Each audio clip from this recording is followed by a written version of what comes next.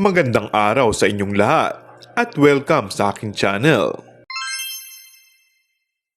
Dahil sa pagkakaroon ng allergy nga ni Kim Chiu, ay hindi na nito natapos ang show kasamang BFF na si Darren Espanto sa Bel Air, Makati. Nauna na umano itong umalis sa venue at hindi na nakapagpasalamat.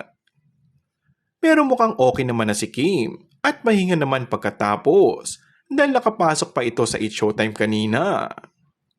Actually, may isang close kay Kim na nagsabi na madalas naman daw magka-allergy ang aktres sa mga kinakain nitong seafood. Noon pa raw talaga problema ni Kim yun dahil dito ay sobrang nag-alala raw si Paolo Abilino para sa girlfriend.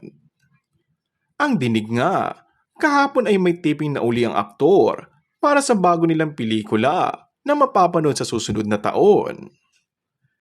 Hindi naman itinago ni Paolo ang labis sa paghanga kay Kim dahil sa dedikasyon sa trabaho, may nararamdaman man o wala, ay daig pa umano ni Kim ang producer dahil sa sobrang focus sa trabaho.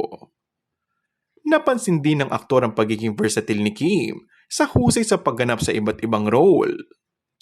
Sobrang versatile niya na artista.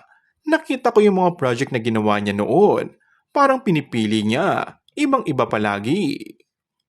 So this time, iba naman yung makikita nyo na kaya niyang i-offer at hindi ko na masyado ikikwento. Pero hayaan yung mapanood yung performance na ginagawa niya. Ginawa namin sa big screen, nagdag ni Paolo. And that's all for our today's video. Kung bago ka lang sa aking channel ay mag-subscribe at pindutin na rin ang notification bell. Maraming salamat!